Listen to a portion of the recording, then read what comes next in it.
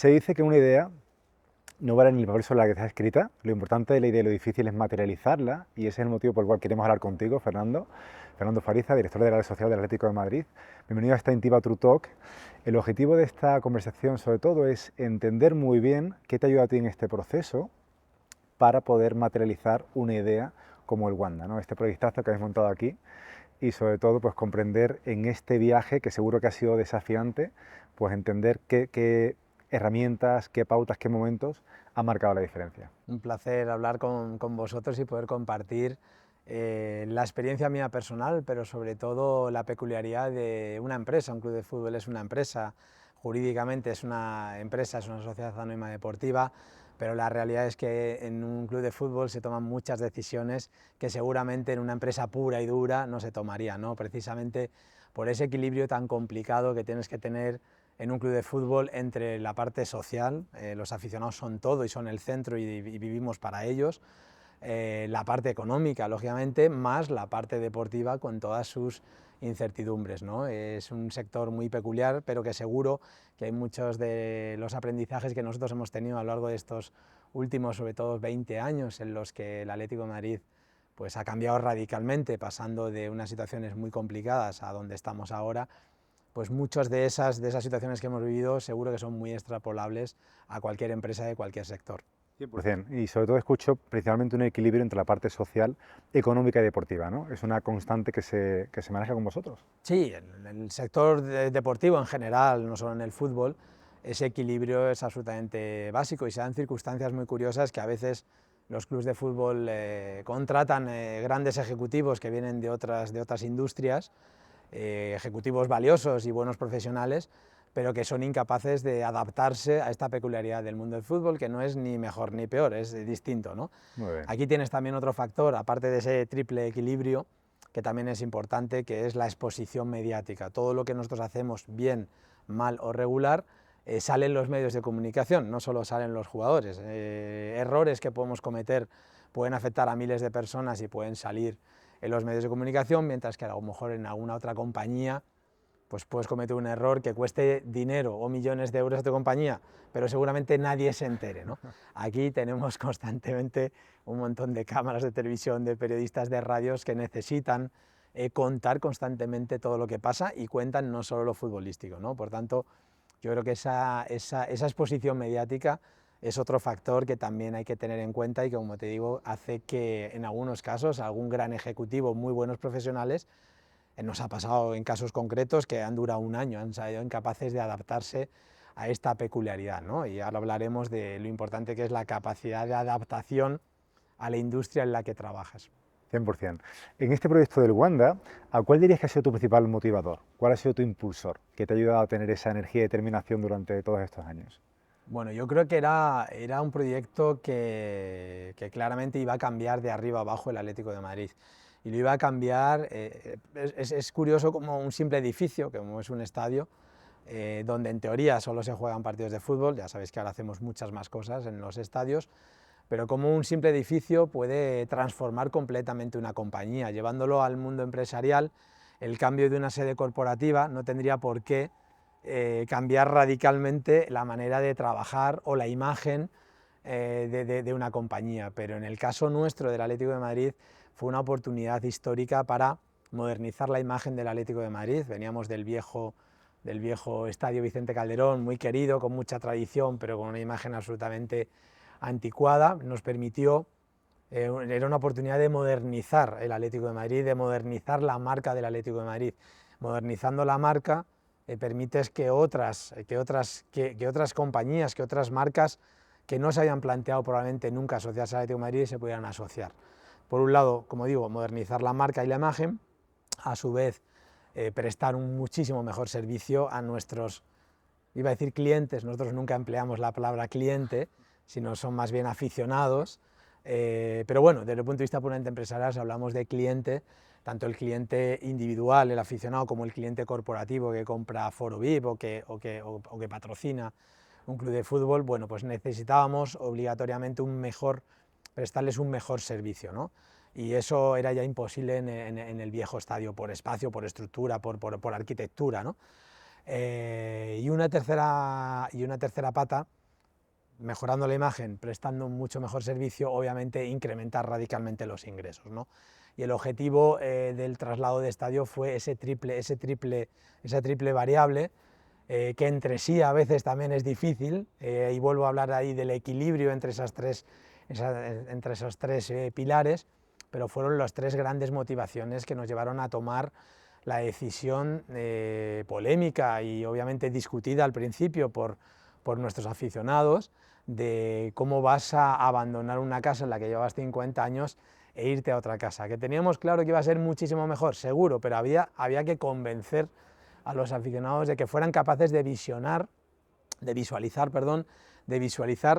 que ese cambio también para ellos iba a ser muy positivo, ¿no? Entonces, quizás el mérito fue tener claro para qué queríamos el cambio, pero sobre todo atrevernos, ser valientes, ¿no? Y esta es una máxima que te repetiré varias veces, hay que ser valientes en las decisiones empresariales, ¿no? Y esta fue una decisión empresarial muy arriesgada, socialmente tenía mucha contestación al principio, pero desde el primer partido el 99,9% de la gente al final estuvo satisfecha. Por lo tanto, el gran mérito era tener claro que teníamos que hacerlo, que no había otra opción que no fuera no hacerlo, hubiésemos sido cada vez mucho más pequeños, cada vez más en tu zona, en tu barrio, con tu tradición, pero cada vez más pequeños, pero que tuvimos la valentía de atrevernos a ponernos delante de nuestros aficionados y decir, señores, necesitamos cambiar de estadio y va a ser mejor para todo el mundo.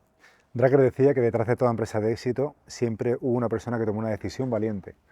Y parece que en este caso lo fue, ¿no? El tener el coraje para tomar la decisión de salir del antiguo estadio y venir para acá. Sí, el gran mérito fue de nuestro consejero delegado, Miguel Ángel Gil, que además es el máximo accionista del club, obviamente acompañados también por algunos ejecutivos, yo entre ellos, que efectivamente tuvimos el valor de tomar aquella decisión, ¿no? En el caso del Consejo de Administración, además, había un riesgo no solo social, no solo económico, sino que había un riesgo puramente económico de hacer una inversión muy fuerte, ¿no? Y sobre todo, cómo invertir un montón de dinero, aquí invertimos más de 300 millones de euros, sin dejar de invertir en tu negocio fundamental, y el negocio fundamental todavía es esos 8.000 metros cuadrados de césped en el que juegan 11 jugadores, en los que les pagamos mucho dinero a esos jugadores, y cómo inviertes 300 millones a la vez que no dejas de invertir en fútbol, en jugadores, en entrenador, en retener tu talento, ¿no? Hay ejemplos de equipos de fútbol, por ejemplo el Arsenal en Inglaterra, que durante unos años invirtieron en construir su nuevo estadio y dejaron de competir, porque dejaron de invertir, no tenían capacidad de invertir a la vez en el verde, en jugadores, ¿no?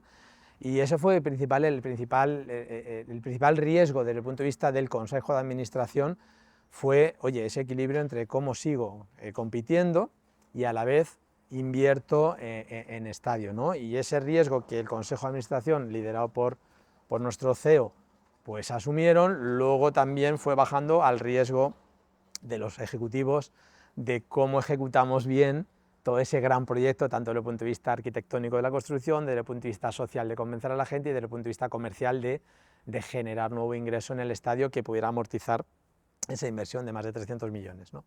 En este sentido, y en ese primer paso, ¿cómo conseguís subir a la gente a bordo? O sea, ¿cómo conseguís alinear a los diferentes grupos de interés para que patrocinen este proyecto? Que imagino que sería dificilísimo, ¿no? Sí, pues aquí entra una palabra que en fútbol a veces es difícil, pero que en el mundo empresarial es más habitual, que es la planificación y trabajar con mucha antelación.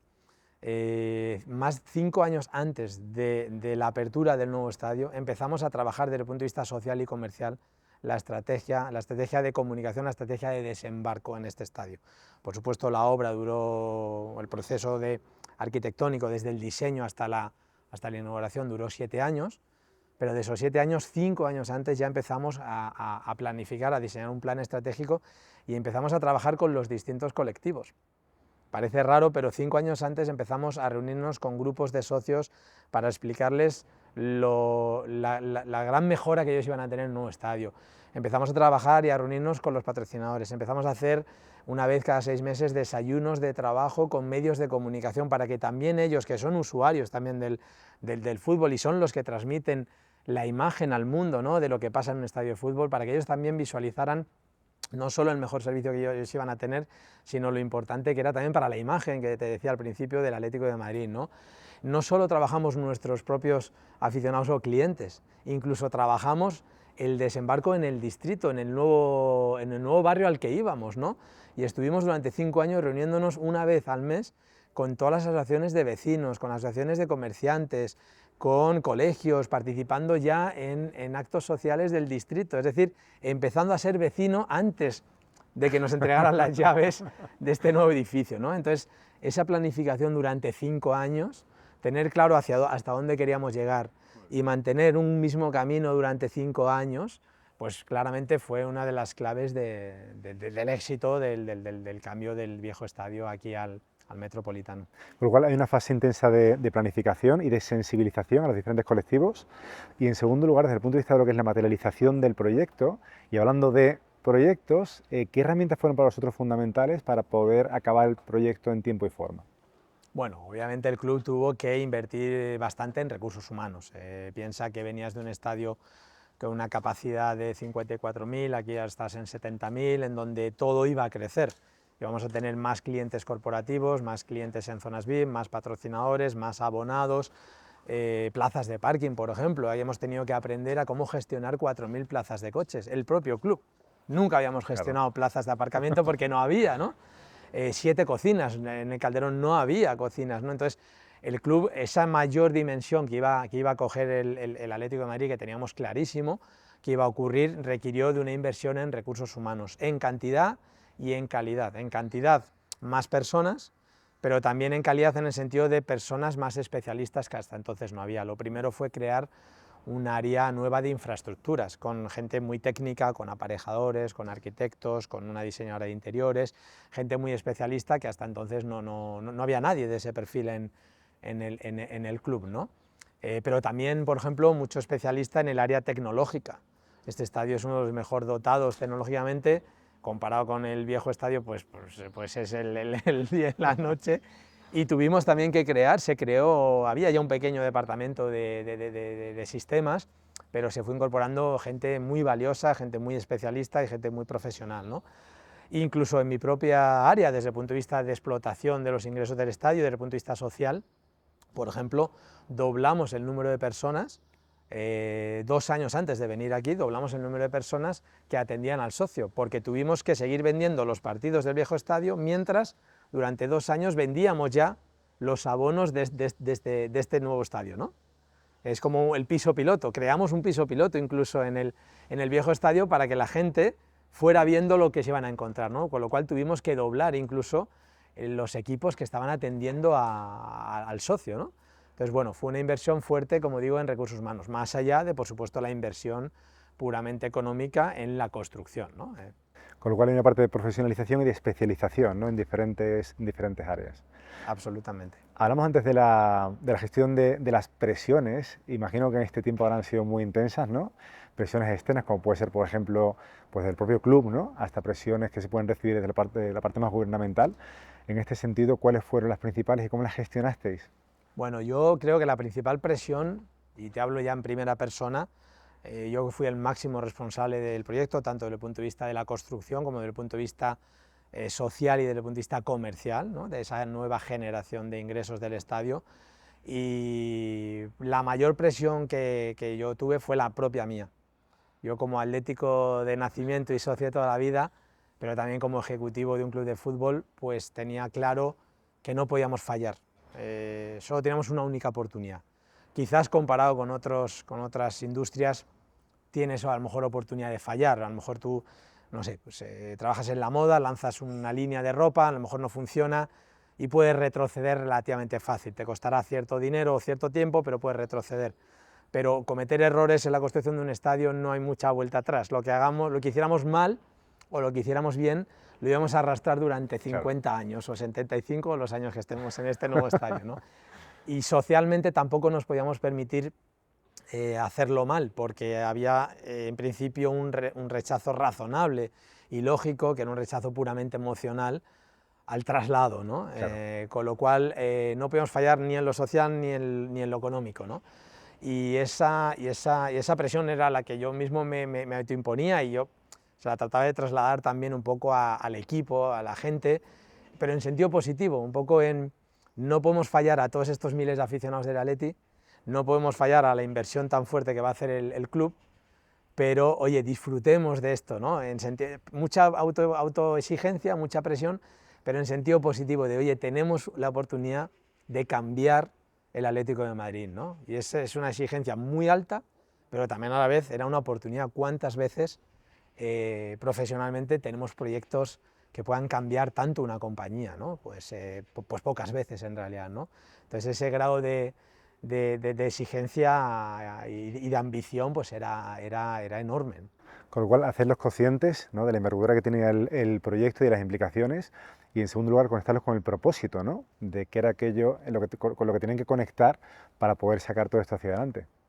Sí, va todo unido, ¿no? Pero bueno, yo creo que sabiendo primero lo que queríamos lograr, que es importante. A veces no sabes hacia dónde te quieres dirigir. Aquí teníamos que hablar hacia dónde queríamos. Segundo, trabajando con mucha antelación, como decía. Tercero, también, no lo he dicho, pero lo digo ahora, dedicando muchísimas horas de trabajo, muchas más. Fueron 5 años de un trabajo mucho más intenso, sin horarios, sin fines de semana, y con una implicación mucho más allá de la puramente laboral, ¿no? Si no, no sacas un proyecto como este, ¿no? Y trabajando bien cada colectivo, intentando contar un mensaje adaptado a cada colectivo. No contábamos lo mismo a un medio de comunicación que a unos aficionados jóvenes, que a unos aficionados más mayores, o que a un patrocinador, o que a un cliente de nuestras zonas de hospitalidad. El mensaje lo fuimos adaptando. Entonces, bueno, sabiendo dónde queremos llegar, planificando, dedicando muchas horas y adaptando el mensaje y manteniendo una misma línea durante los 5 años, no dando grandes bandazos. Claro que fuimos mejorando el proyecto, pero la línea la estratégica siguió un mismo camino, pues al final, en general, con esas 5 herramientas, pues bueno, no teníamos ninguna duda que íbamos a conseguir el objetivo y el propósito que nos habíamos marcado. En este sentido, hablas de la importancia de mantener el foco. ¿Qué te ayuda a ti en este proceso a priorizar las tareas y a mantenerte en lo esencial y no distraerte con diferentes cosas que pueden surgir en el día a día? Bueno, hubo distracciones, porque piensa que a la vez seguíamos jugando en el viejo estadio y seguían pasando cosas, pues lo que tiene el fútbol, que de repente eliminas al Bayern de Múnich de una eliminatoria de, no sé, de cuartos de Champions League, y de repente tienes unas semifinales, ¿no? Y obviamente es imposible que no te afecte, ¿no? Claro. La principal dificultad, pues, para mí y para mi equipo, fue intentar no distraernos mucho de lo que seguía ocurriendo en el día a día. Estamos en un proyecto a más largo plazo, pero el corto plazo seguíamos teniendo que gestionarlo, ¿no? Y bueno, pues yo creo que fue quizás el intentar dedicar algún día de la semana donde solo hablábamos del nuevo estadio y solo tratábamos temas del nuevo estadio. Intentar guardar algunos días, y que esos días cada vez iban siendo más días, en detrimento de lo que ocurría en el corto plazo, ¿no? Y el largo plazo o el medio plazo fue ganando terreno, ¿no? Pero intentar decir, hoy no hago nada que no sea de este proyecto de más largo plazo, pues creo que fue una buena estrategia de organización. Difícil, pero creo que en general fuimos capaces de implantarla. Ese focus day, digamos, ¿no?, que manteníais, que poco a poco se fue abriendo más paso, digamos, en vuestra agenda del día a día. Sí. En este proceso seguro que hubo momentos de caída de la motivación, donde surgieron problemas y retos. ¿Recuerdas alguno concreto en el que viste al equipo un poco más dubitativo? Surgieron muchos problemas. Antes mencionabas pues, la dificultad, por ejemplo, de gestionar la relación con las instituciones públicas. Piensa que el proyecto originalmente se firmó con un partido político en el poder, luego hubo un cambio muy fuerte a otro partido político de muy distinta ideología. Bueno, y eso, que nosotros obviamente no somos de nadie, somos de todos los madrileños, somos de todos los aficionados, jamás nos posicionamos políticamente, y nosotros seguimos nuestro camino, pero es verdad que generó un momento de parón total, ¿no? Y a la vez incluso hubo un momento de crisis importante con el cambio en el accionariado mayoritario de la empresa constructora que era FCC, ¿no? En donde con la entrada de Carlos Slim del grupo mexicano, pues hubo un momento en que también la propia compañía constructora se replanteó el proyecto, ¿no? Entonces esos para mí los dos momentos más de mayor incertidumbre fueron esos dos, ¿no? El cambio político por un lado y el cambio del máximo accionista de la compañía constructora, pero ambos dos supimos explicarles el proyecto, supimos reilusionarles también y bueno, y el resultado pues tanto para la ciudad de Madrid, este estadio ha contribuido muy generosamente a generar riqueza, desde luego en el distrito y por supuesto en la ciudad en su globalidad, como para la propia compañía constructora, pues ha supuesto también un espaldarazo un poco a su capacidad de gestionar proyectos complejos como fueron estos, ¿no? Entonces, bueno, claro que hay problemas, pero creo que tuvimos la suficiente tranquilidad de poder afrontarlos y de reconducir un poco el proyecto. Ok, entonces, internamente, ¿cómo tranquilizas al equipo y hacia afuera cómo consigues reilusionar? Yo creo que la labor del líder es muy importante, ¿no? Y en este caso, pues como todos los líderes y todos los directores, pues todos tenemos puntos fuertes y puntos débiles, pero seguramente yo creo que uno de mis puntos fuertes es la energía positiva y el saber ilusionar al equipo, ¿no? Y fíjate que, por ejemplo, con el propio equipo mío, hicimos labor que también hacíamos con los socios, también les traíamos alguna vez a todos, la gente que coge el teléfono, que está en el call center, la gente que va a vender a Foro VIP, la gente que iba a gestionar todo el negocio de food and beverage, toda la gente, tuvieran la categoría profesional que tuvieran. Y por ejemplo, generamos un par de veces al año que vinieran físicamente a la obra. Cuando yo te lo puedo contar, pero si tú pisas tierra, subes, te pones un casco, nos tiramos una foto todos juntos, después tomamos algo, es una buena técnica también de decir, oye, que es que todos estamos siendo partícipes de este proyecto. A lo mejor vosotros no estáis tanto en el día a día de la construcción, pero que esto lo estamos haciendo entre todos, ¿no? Y bueno, empleamos un poco esas técnicas también para que todo el equipo también se reilusionara. Piensa, por ejemplo, que había 20 personas que tuvieron que atender 17.000 citas presenciales para ayudar a los abonados a elegir butaca. Wow. Claro, ellos tenían el miedo de cómo explicárselo, ellos tenían que hablar con los aficionados. Entonces, motivar a esas personas y que fueran conscientes de la responsabilidad que estaban asumiendo, pero también de lo precioso que, ¿no? Del proyecto tan precioso que tenían en sus manos, bueno, pues el traerles, el contarles muchas veces, enseñarles las tripas del estadio, no lo que ellos iban a vender, sino lo que no se ve, las cocinas, los vestuarios, los parkings subterráneos, cosas que no ven.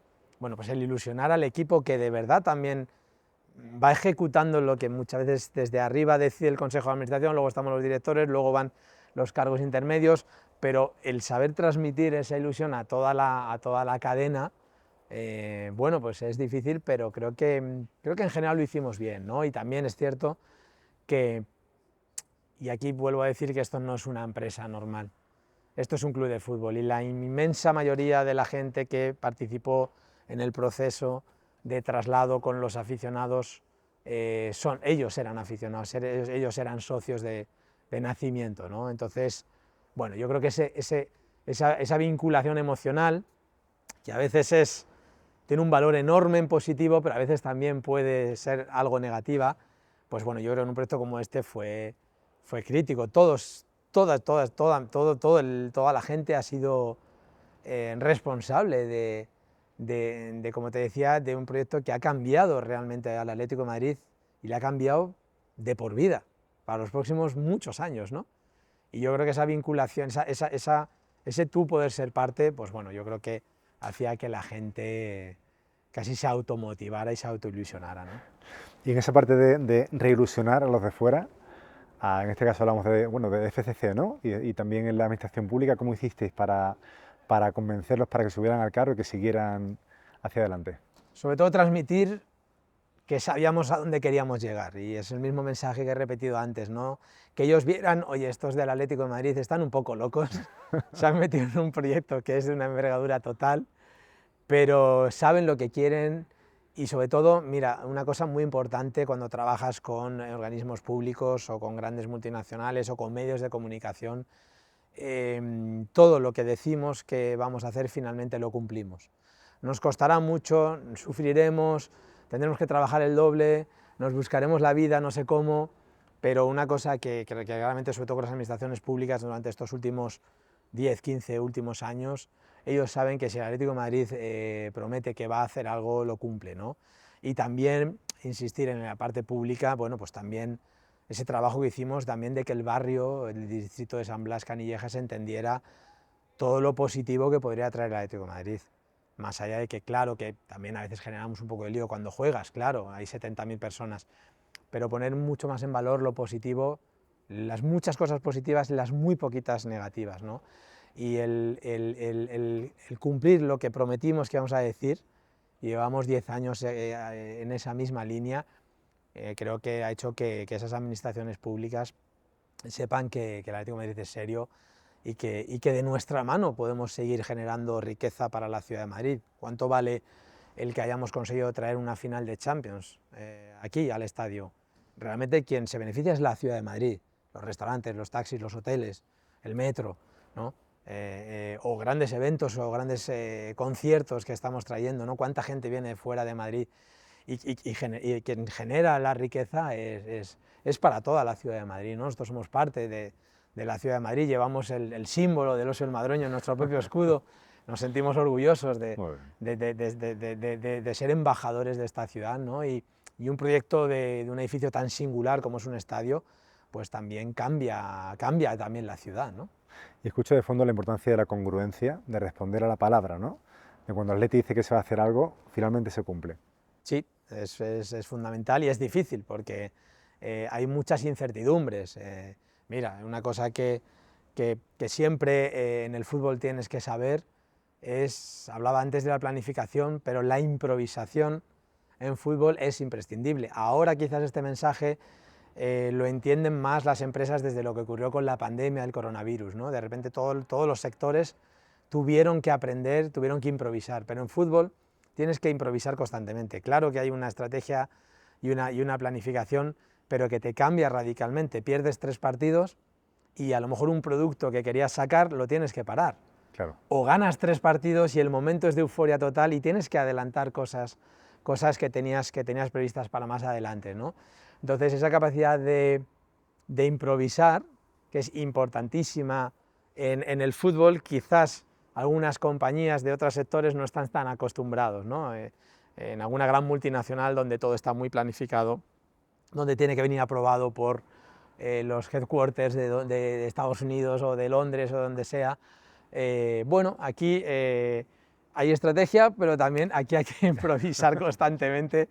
Y a mí personalmente es una de las cosas que más me gusta del sector del deporte, ¿no? El tener que inventarte algo rápido y lanzarlo y ser casi un poco temerarios en algunos casos. ¿Y cómo consigues tú adaptarte y sobre todo ayudar al equipo a que el equipo se pueda adaptar en este tipo de entorno tan volátil que tenéis? Y también, ¿cómo haces para crear una cultura de innovación dentro del equipo de trabajo? En la parte de innovación, fíjate si le damos importancia que hemos creado recientemente un área específica que se llama Atleti Lab, que es un laboratorio donde hay un par de personas dedicadas única y exclusivamente a rastrear la innovación que está habiendo por el mundo en general, en el sector del deporte en particular y en el fútbol en más particular todavía, ¿no? Para ir dedicando a alguien, pues un poco lo que hablábamos antes de el día a día, a veces no te permite pararte y entonces tener alguien dentro de la organización que se dedica solo a intentar innovar, ¿no? Y a saber luego transmitirlo a los distintos departamentos o distintas capas de la organización, ¿no? Eso en cuanto a la innovación, ¿no? Y luego a la capacidad de adaptarse al cambio tan rápido. Bueno, es verdad que los equipos a veces sufren, ¿no? Claro. Porque a veces incluso pueden pensar pues, que el líder, que el director, que el responsable de equipo está un poco loco. Oye, ¿cómo vamos a hacer esto en una semana si esto no estaba planificado, ¿no? pero, pero bueno, yo creo que es algo que también enriquece mucho a las personas, ¿no? Yo siempre digo que cuando tú trabajas en fútbol, digo de broma que un año en fútbol es como 4 años en cualquier otra compañía, porque es verdad que aprendes tantas cosas, estés en el puesto en el que estés, ¿no? Que quizás en otras compañías que son más organizadas, más estructuradas, donde no hay donde no cambia el entorno competitivo tan rápido, bueno, pues es verdad que estés en la posición en la que estés, ese es un aprendizaje que la gente que luego sale de aquí del club y se va a otros lugares, yo creo que esa capacidad de improvisar y de atreverse, pues yo creo que es un aprendizaje fantástico para cualquiera, vayas donde vayas. Hablabas antes del momento de la pandemia, que imagino que sería para vosotros especialmente retador. ¿Cómo hicisteis en ese tiempo para seguir generando ingresos? Pues en concreto en mi departamento, que nos dedicamos a generar ingresos del estadio, por lo tanto ingresos que se generan físicamente, bien sea por venta de entradas, de abonos, de consumir una Coca-Cola, de un perrito caliente, de celebrar un evento corporativo aquí, de que se celebre un concierto, pues la realidad es que desapareció todo. Desapareció todo. Lógicamente estaba puerta cerrada absoluta durante un año y medio y tuvimos que inventarnos algo para, más que para generar ingresos, y aquí tiene que ver también con ese equilibrio social, para mantener la vinculación emocional con nuestros aficionados. Muy bien. No te puedo vender una entrada, no te puedo vender un abono, no puedes hacer un evento de empresa aquí, no va a haber conciertos. Eso era un obligatorio, no podíamos, ¿no? Entonces dedicamos los recursos, los reorientamos en lugar de generar ingresos a tener cercanía con nuestros aficionados. Te pongo un ejemplo para que lo entiendas de qué estamos hablando. Bueno, pues el equipo de atención al socio y de ticketing que se dedicaba normalmente a vender entradas o abonos, le pusimos a llamar a todos los socios de más de 75 años para ver qué tal estaban. Punto, nada más. No había que vender nada. Oye, somos el Atlético de Madrid, ¿qué tal estás? Espero que estés bien. Claro, también encontramos situaciones complicadas, nos encontramos a un fallecido, fue duro emocionalmente. Por primera vez no había la presión del negocio, de vender, de prestar un servicio, sino era puro y duro emocional, ¿no? Y la verdad es que me emociono un poco porque hubo situaciones realmente duras emocionalmente, pero por otra parte, ¿cuánto valió aquello, ¿no? Y lo hicimos todos, o sea, cada uno, desde los que cogían el teléfono hasta yo mismo, los que atendían a las peñas, pues fue llamar a todas las peñas de España, gente, oye, ¿cómo estás en Málaga? ¿Cómo estás en Almería? ¿Cómo estáis en Oviedo? Y realmente pues fue una reconversión absoluta, y obviamente no hubo ingresos, no hubo ingresos. ¿Qué impacto tuvieron esas llamadas en el aficionado, en esa persona de 75 años que recibe una llamada de su club para interesarse por cómo se encuentran? Pues te puedes imaginar, bueno, iba a decir, nadie deja de ser del Atlético de Madrid nunca. Y obviamente esto tampoco hubiesen dejado de ser Atlético de Madrid por eso, pero yo creo que se sintieron orgullosos de lo que es el Atlético de Madrid. Y esto va mucho más allá del negocio, ¿no? Una vez más, repito, claro que en algunas cosas es una empresa, pero esto no es una empresa normal, ¿no? No sé, yo no me imagino que una empresa como el Corte Inglés hubiese llamado uno a uno a todos sus clientes, ¿no? Obviamente no es lo mismo y seguramente no pueden hacerlo, ¿no? Es un poco una exageración, ¿no?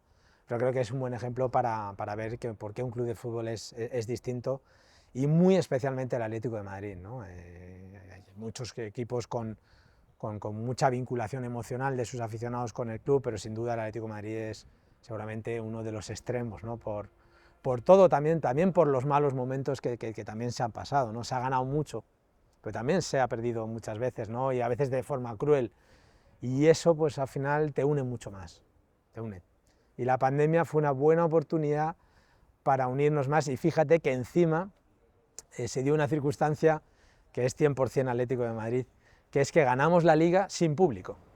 O sea, ¿Cierto? no ganamos la Liga todos los años y tenemos la oportunidad de ganarla, y no pudimos compartirla con el estadio lleno, con nuestros aficionados, ¿no? Es muy Atleti, 100%. Muy Atleti, y bueno, pues así ha quedado escrita la historia ya para siempre.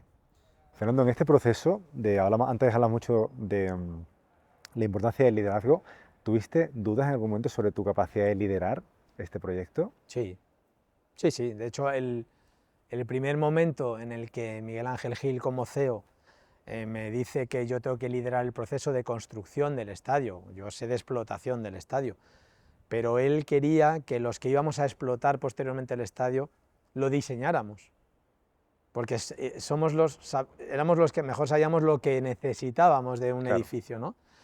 Y la primera vez que me lo dijo le dije que no. Le dije que no, digo, oye, yo no soy arquitecto, no soy ingeniero, no tengo ni idea. Pero la segunda vez que ya me lo dijo, pues claramente me convenció, ¿no? Y fíjate que fue una decisión que yo al principio no lo entendí, pero qué gran acierto que los que luego íbamos a explotar y a operar el estadio, pues tomamos muchas decisiones y cambiamos un porcentaje muy grande del proyecto original, que los arquitectos, que fueron muy buenos arquitectos, y además tuvieron la mente suficientemente abierta como para entender algunas de las ideas locas que nosotros les decíamos que chocaban con la propia arquitectura, ¿no? A veces decíamos alguna barbaridad de, oye, tírame ese muro, ¿no?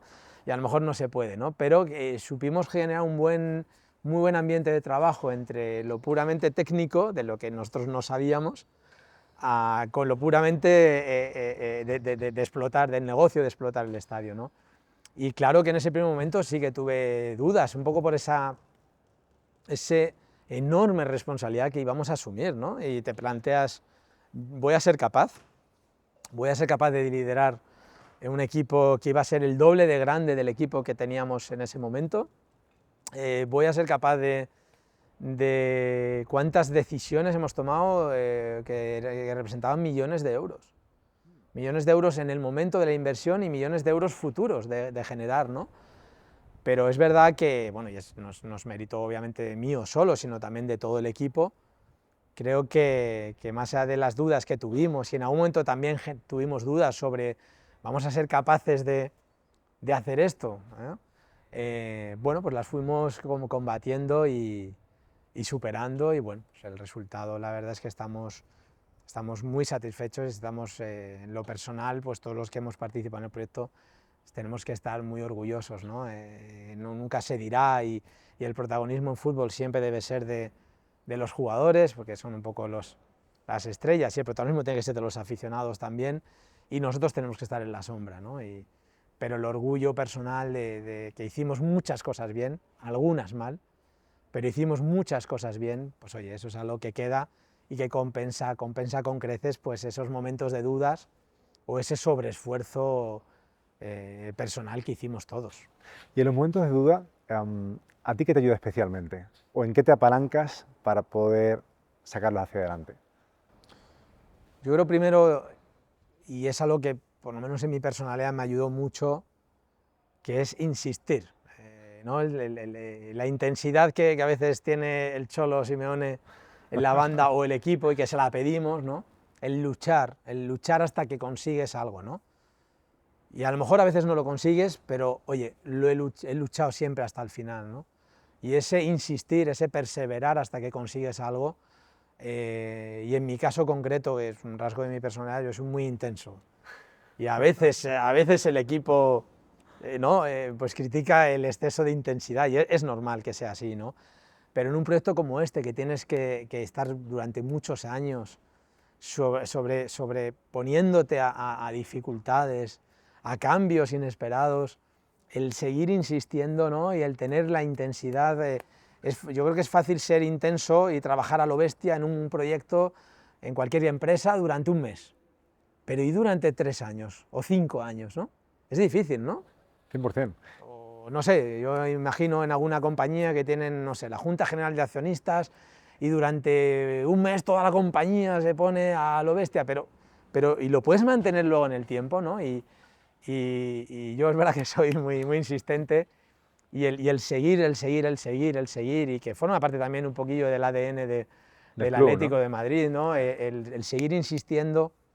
Oye, pues cuando yo era joven tardamos 19 años en ganar una liga, desde la anterior, ¿no? Pues el seguir perseverando, cuando llega, hace que lo disfrutes mucho más, y lo traslado con nuestros aficionados. Pues cuando ganas es mucho más especial porque te ha costado más tiempo y trasladando aquí a la gestión y en concreto a este proyecto, yo creo que fue también eso. ¿Qué ayuda para mantener esa energía, esa consistencia, esa determinación? ¿Qué es lo que ayuda? Porque por lo general las personas tienen ese impulso inicial, que es la motivación, pero la motivación se acaba y después hay que tirar de determinación. Bueno, yo creo que en general en el equipo, hombre, también hay que saber reconocerlo luego y retribuirlo. Al final también bajas a lo puramente material, ¿no? Y efectivamente, pues también con este proyecto mucha gente fue creciendo y fue creciendo en su posición profesional y también en su posición retributiva, ¿no? Si no, pues seguramente pues, hubiese sido imposible, ¿no? Pero en el caso mío también más particular, bueno, y también el de algunas personas del equipo, aquí hay algo más. Hubiésemos podido mantener esto en una empresa con la que no tienes esa vinculación emocional extraordinaria. Yo soy atlético de nacimiento y bueno, si no lo fuera no estaría en el fútbol y no hubiese liderado este proyecto, segurísimo, ¿no? Seguro, ¿no? Entonces, esa motivación adicional aquí existe, no es para mí imprescindible en determinadas posiciones, pero para un proyecto como este era absolutamente necesario, absolutamente necesario. Creo que si no, muchos de los que aguantamos no hubiésemos aguantado. Bueno, el dejar tu pequeña huella, que te decía, aunque nunca se sepa públicamente, pero el dejar tu pequeña huella pues ha sido un extra de motivación para todos los que participamos en el proyecto. Muy bien. Comentamos antes de la conversación la importancia que tiene estar en esta ciudad y también tener otro club, gran referente, ¿no? ¿Qué impacto ha tenido eso en vosotros, en el día a día? A mí me encanta que exista ese otro club porque se acrecientan nuestras diferencias. Tanto a nivel de identidad y de valores representamos algo totalmente distinto, no juzgo lo otro, pero nosotros sabemos aceptar la derrota, sabemos que hay que levantarse después de una derrota y sabemos disfrutar mucho más cuando ganas, y eso llevado también al mundo empresarial, pues también es una buena lección. A veces estás intentando vender un proyecto y no lo consigues, o un concurso y no lo consigues, y bueno, tienes que levantarte e ir a por lo siguiente, ¿no? Entonces, bueno, claramente tenemos una identidad totalmente distinta a nivel de aficionados, a nivel de club, a nivel también incluso empresarial. Son dos organizaciones totalmente distintas y todo el mundo que trabaja con nosotros nos lo dice. No creo que no somos ni mejores ni peores, muy distintos. Pero también es verdad que el competir contra otro gran club en la ciudad nos obliga constantemente a intentar mejorar. Un buen ejemplo es el estadio, ¿no? Ellos ahora pues, han invertido muchos millones de euros en hacer una gran reforma en su estadio y nos está obligando a su vez a nosotros seguir viendo cómo mejoramos. Nos podríamos haber quedado parados en el traslado del Calderón al Metropolitano, ya ha sido un éxito. Hemos en 5 años amortizado el 100% de la inversión que hicimos, nos podíamos parar aquí, pues perfecto, el estadio está siempre lleno, la gente está satisfecha, tenemos un montón de eventos, hacemos un montón de conciertos, podíamos pararnos. Pero bueno, pues esa competencia también dentro de la propia ciudad, y además de nuestra autoexigencia, pues hace que tengamos que seguir viendo cómo innovar. Antes hablabas de innovación, pues cómo seguir haciendo que el estadio sea mejor. Y en eso estamos. Y por ejemplo, este mismo verano, hace apenas 5 meses, hemos aumentado 2.000 butacas. ¿Lo hubiésemos hecho si no hubiese habido competencia en la ciudad? Pues puede que sí, o puede que no. La realidad es que nos empujamos a seguir compitiendo. Parece que os exige, ¿no?, hacer las cosas aún mejor en el día a día y que ciertamente esto contribuye a que el club pues, sea más brillante en este camino. Sí, es la exigencia de la competencia, también nuestra autoexigencia, pero también hay otra tercera exigencia que es la propia exigencia de los aficionados. Y está bien que exijan, ¿no? Que exijan comodidad, que exijan que se llegue mejor en coche, que exijan que el estadio esté siempre en buenas condiciones, que si ahora tenemos pues 3 restaurantes y cervecerías, pues que haya 6, que está bien esa exigencia del del consumidor o del cliente, que como te decía nunca decimos cliente porque es algo más, pero esa exigencia del consumidor final, pues claro que te empuja, y esto sí que es muy parecido a cualquier organización, ¿no? a cualquier no sé, a cualquier centro de ocio, parque de atracciones o cualquier compañía, ¿no? En la que, claro que los clientes cada vez exigen más, ¿no? La sociedad es una sociedad hiper exigente en todo, ¿no? La sociedad quiere todo rápido y a buen precio. Las tres cosas no suelen ser posibles, pero esa exigencia del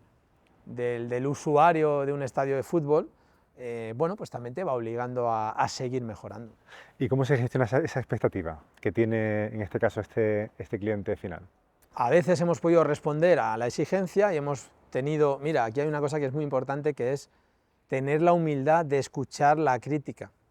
Y esto a veces cuesta dentro de la organización. Yo es un mensaje que repito constantemente de, bien, hay que saber eliminar la crítica destructiva y exagerada, especialmente en un club de fútbol, de todo es muy malo, pero hay que saber coger y escuchar muy bien la crítica, que realmente es gente que quiere ayudar a que hagamos mejor las cosas y que quiere que le prestes un mejor servicio, ¿no?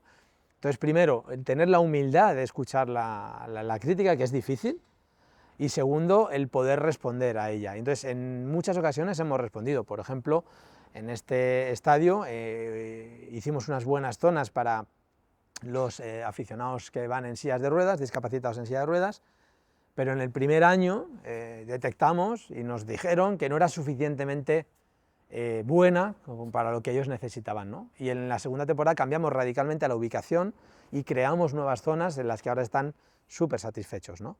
Bueno, era un colectivo pequeño, 200 personas, pero supimos escucharles. Muchas veces no depende del volumen del ruido, tan importante es escuchar a 5.000 como a 200 o a 50. Y bueno, y reaccionamos rápido, ¿no? O, por ejemplo, también en algunas zonas del estadio los días de viento, pues había demasiada corriente. Y reaccionamos e instalamos mamparas de cristal que han reducido casi en un 90% esas corrientes de viento, pues también supimos responder. Pero otras veces pues no hemos podido o no hemos sabido, quizás. En algunos casos ciertamente no ha sido factible, ¿no? Pero bueno, creo que si respondes a un porcentaje importante de las demandas y de las reclamaciones, eso al final llega a la inmensa mayoría de los aficionados y el aficionado lo valora. Es imposible satisfacer las necesidades de todos los aficionados, es imposible a todas luces, pero por lo menos sí que la mayoría vean que el club escucha, se preocupa e intenta avanzar. Y me encanta ese punto de la importancia de la humildad, ¿no? De tener esa mentalidad de cinturón blanco, de estar abierto a la crítica, no a los haters, ¿no? Porque tenemos voces destructivas, pero sí a la crítica útil y desde ahí dar respuesta, ¿no? De la medida de lo posible. Claro, pero en un club de fútbol y, como te explicaba, que tenemos una exposición mediática absolutamente descomunal, pues imagínate las barbaridades que nosotros tenemos que aguantar constantemente en redes sociales, ¿no? Y a veces incluso exageradas por el mal resultado deportivo. A veces nosotros podemos hacer bien nuestro trabajo, pero si el equipo ha perdido 5 partidos seguidos, pues claro, todo es mucho peor, ¿no?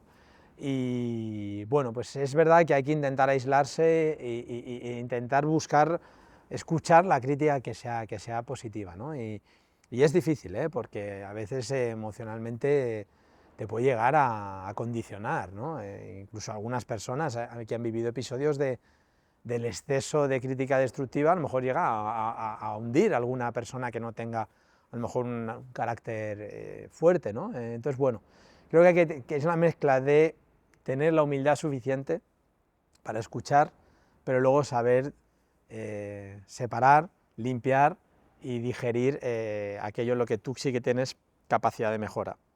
Nosotros no tenemos, en concreto mi área me refiero, no tenemos capacidad de influencia ni de mejora sobre la calidad futbolística o los resultados de los partidos. Entonces yo le digo a mi gente, no perdamos el tiempo en aquello que no depende de nosotros. Muy bien. Intentemos centrarnos en aquello que sí que podemos hacer, ¿no? Y hay cosas que podemos y otras que no, pero centremos el esfuerzo en intentar cambiar aquello que sí que está en nuestras manos, ¿no? Pues no sé, atender mejor el call center telefónico, o saber reaccionar a crítica de algo de los aficionados. Centremos el esfuerzo en eso y tengamos la humildad de querer seguir cambiándolo, ¿no? Y mantener esa humildad en el tiempo, que también es difícil, porque a lo mejor los primeros años vienes con la mente muy abierta, pero cuando va pasando el tiempo hay que seguir teniendo la humildad. 100%. ¿Y cómo consigues proteger al equipo de esa crítica feroz que en ocasiones se da, sobre todo cuando el resultado no acompaña? Yo creo que es una labor casi de cada uno, personal. Yo, por ejemplo, no tengo redes sociales ni jamás leo redes sociales, jamás, porque te puedes llegar a condicionar en lo bueno y en lo malo. Cuando todo es una maravilla te puedes creer que somos los mejores, y cuando te dicen que todo es malo te puedes llegar a creer que somos muy malos, y ni lo uno ni lo otro, ni nunca somos muy buenos ni tampoco nunca somos muy malos. Pero eso es una decisión que yo tomo. Yo aconsejo a mi gente, por ejemplo, en concreto en el mundo del fútbol, intentar aislarse del exceso de ruido que hay fuera, ruido positivo y negativo, pero yo creo que ahí es una decisión personal. Yo creo que al final el director del departamento, en este caso que soy yo, creo que no puede influenciar mucho en eso. Y escucho la importancia de la ecuanimidad, ¿no? De mantenerse estable en el tiempo, y para eso hay que alejarse de los comentarios muy positivos o muy negativos. Del exceso de euforia en fútbol, cuando has ganado. Hace unos días acabamos de eliminar aquí en los penaltis al Inter de Milán, y el exceso de euforia es casi igual de malo que el exceso de negatividad, ¿no? Y por ejemplo, yo mismo, con las personas de segundo nivel, que tomamos las decisiones económicas, o por ejemplo la estrategia de precios de las entradas, de los abonos, igual de peligroso es dejarte llevar un momento de euforia y que puedes cometer errores por exceso, ¿no? Pues nos aislamos, y por ejemplo nosotros cuando tomamos decisiones de crear productos y de posicionar precios, jamás lo hacemos en un solo día, para no dejarnos llevar por la euforia o decepción del día anterior o de ese día, jamás. Por el suflé, ¿no? Digamos, ¿no? Claro, porque en deporte y en fútbol es así, ¿no? Entonces nunca tomamos las decisiones de producto y de precios que afectan a los aficionados en un solo momento. Lo hacemos, dejamos reposar a lo mejor 2 o 3 días, o a veces una semana, lo volvemos a reflexionar, y a veces lo volvemos a reflexionar para intentar reducir al mínimo el riesgo de equivocarnos. Nos podemos equivocar, pero bueno, sí intentamos reducir ese riesgo de equivocarte, porque un error lo vuelcas sobre miles de personas.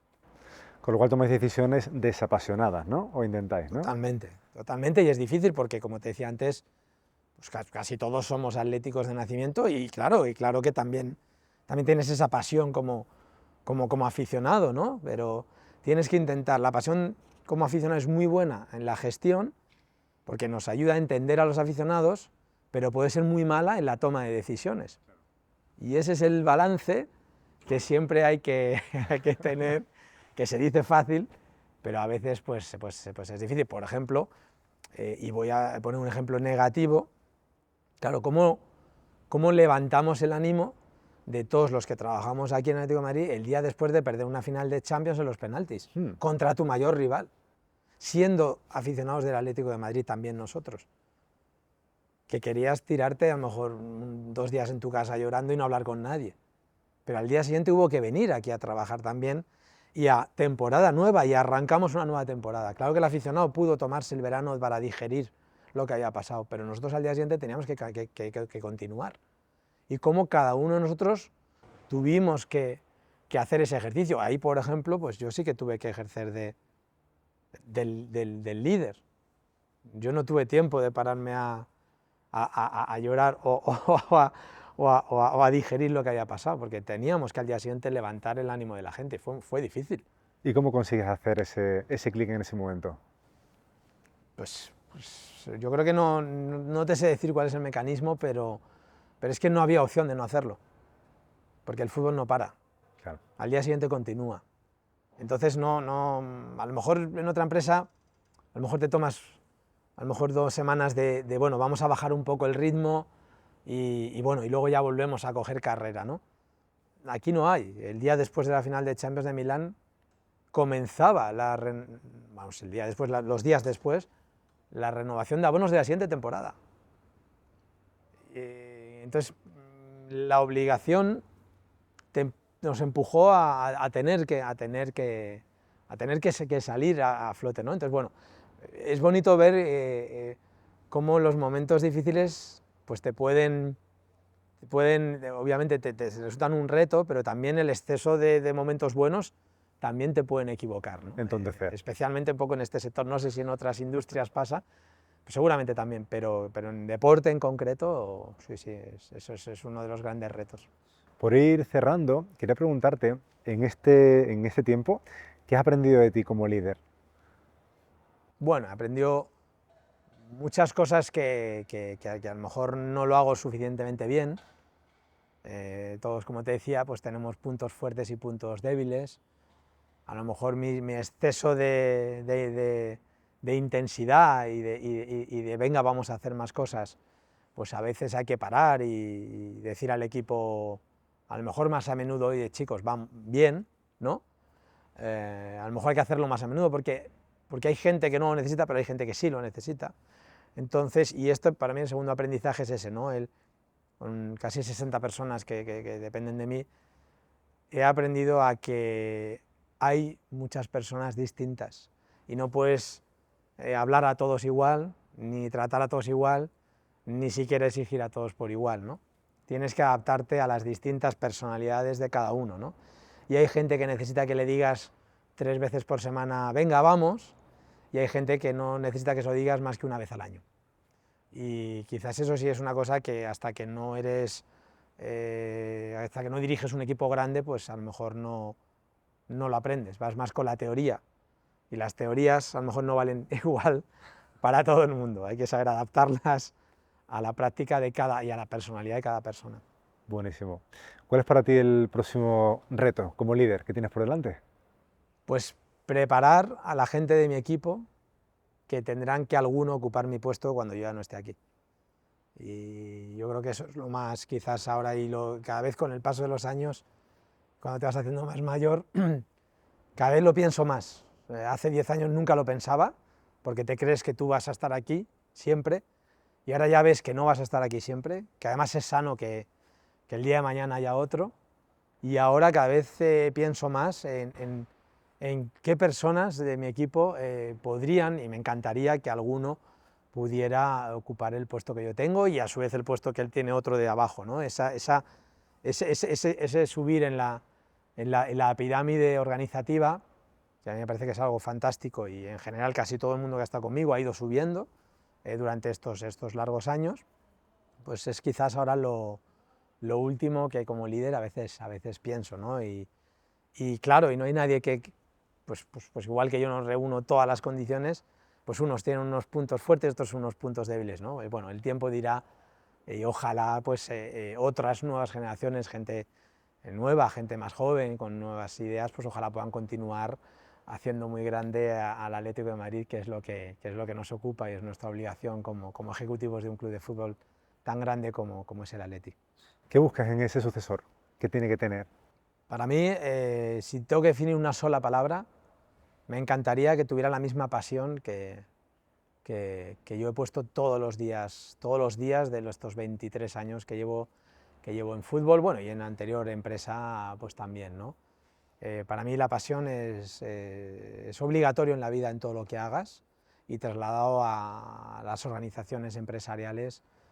Si tú pones pasión, hombre, tienes que tener también un poco de conocimiento y tienes que dedicar horas de trabajo, pero si pones pasión, casi siempre, primero te vas a divertir en el trabajo en el que estés y casi siempre van a salir los resultados. Entonces, a mí me encantaría que no solo el que me ocupe mi lugar, sino que todos los que vayan incorporándose al Atlético de Madrid en cualquier posición, en cualquier departamento, me encantaría que tuvieran la misma pasión que yo y otros muchos como yo hemos puesto durante estos años, ¿no? Empezando por el propio consejero delegado, ¿no? La pasión que él puso, que también fue transmitiendo a muchas personas de la organización, pues seguramente ha sido una de las causas, seguramente no, seguro, de las causas del enorme crecimiento que ha tenido el Atlético de Madrid en los últimos 20 años, seguro. Genial.